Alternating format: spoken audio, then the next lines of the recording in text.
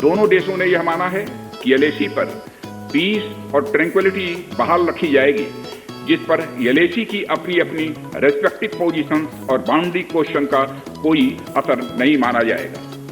भारत का मानना है कि बाइलेटरल रिलेशंस को विकसित किया जा सकता है तथा साथ ही साथ बाउंड्री मुद्दे के समाधान के बारे में भी चर्चा की जा सकती है, परंतु एलएसी पर पीस और ट्रैंक्विलिटी में किसी भी प्रकार की गंभीर स्थिति का बाइलेटरल रिलेशंस पर निश्चित रूप से असर पड़ेगा।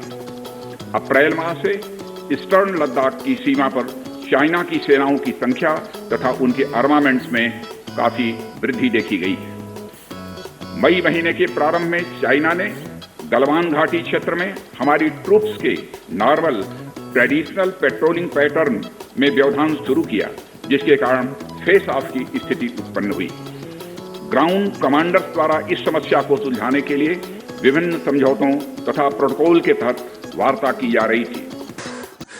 मंगलवार की लोकसभा की बैठक में बोले राजनाथ सिंह, चीन को गलवान की झड़प में भारी नुकसान। नमस्कार, मेरा नाम है कनिका और आप देख रहे हैं दा3 न्यूज।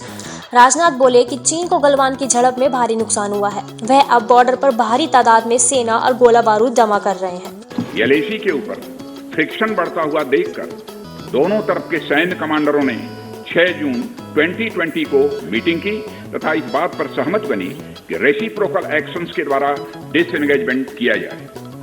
दोनों पक्ष इस बात पर भी सहमत हुए कि एलएसी को माना जाएगा तथा कोई ऐसी कार्रवाई नहीं की जाएगी जिससे स्टेटस को बदले। किंतु इस सहमति के वायलेशन में चीन द्वारा एक वायलेंट फेस ऑफ की स्थिति 15 जून को गलवान में क्रिएट की गई। हमारे बहादुर सिपाहियों ने, हमारे बहादुर सेना के जवानों ने अपनी जान का बलिदान दिया और साथ ही चीनी पक्ष को भी भारी क्षति पहुंचाई है अध्यक्ष महोदय, और अपनी सीमा की सुरक्षा में वह कामयाब रहे हैं। इस पूरी अवधि के दौरान हमारे बहादुर जवानों ने जहां संयम की जरूरत थी वहां संयम रखा तथा जहां शौर्य की जरूरत थी वहां शौर्य प्रदर्शित किया है अध्यक्ष महोदय। मैं सदन से अध्यक्ष महोदय ये अनुरोध करता हूं कि हमारे दिलेर जवानों की वीरता एवं उनके बहादुरी की भूरी भूरी प्रशंसा की जानी चाहिए। हमारे बहादुर जवान अत्यंत मुश्किल परिस्थितियों में अपने अथक प्रयास से समस्त देशवासियों को सुरक्षित रख रहे हैं। एक ओर किसी को भी हमारे सीमा की सुरक्षा के प्रति हमारे डिटर्मिनेशन के बारे में संदेह नहीं होना चाहिए। वहीं भारत यह भी मानता है कि पड़ोसियों के साथ शांतिपूर्ण संबंधों के लिए आपसी सम्मान और आपसी सेंसिटिविटी भी आवश्यक है। रक्षा मंत्री राजनाथ सिंह ने मंगलवार को लोकसभा में लद्दाख में चल रहे भारत और चीन सीमा विवाद पर बयान दिया है। उन्होंने बताया कि चीन ने दक्षिणी पेंगोंग लेक में 29 से 30 अगस्त को दोबारा घुसपैठ की कोशिश की और मौजूदा स्थिति को बदलने का प्रयास किया, लेकिन एक बार फिर हमारे जवानों ने इसे नाकाम कर दिया। वहीं कांग्रेस सांसदों ने सदन से वॉकआउट किया, कहा कि चीनी मुद्दे पर उन्हें बोलने नहीं दिया गया। उन्होंने बताया कि चीन भारी तादाद से जवानों की तैनाती कर 1993 से 1996 के समझौते का उल्लंघन कर रहा है। चीन ने समझौतों का सम्मान नहीं किया। उनकी कार्रवाई के कारण लाइन ऑफ एक्चुअल कंट्रोल के आसपास टकराव के हालात बनते जा रहे हैं। इन समझौतों में टकराव से निपटने के लिए प्रक्रिया भी तय है। मौजूदा स्थिति में चीन ने एलएसी और अंदरूनी इलाकों में भारी तादाद में सेना और गोला बारूद को जमा किया है। हमने भी जवाबी कदम उठाए हैं। हमारी सेना हर परिस्थिति के लिए तैयार बैठी है।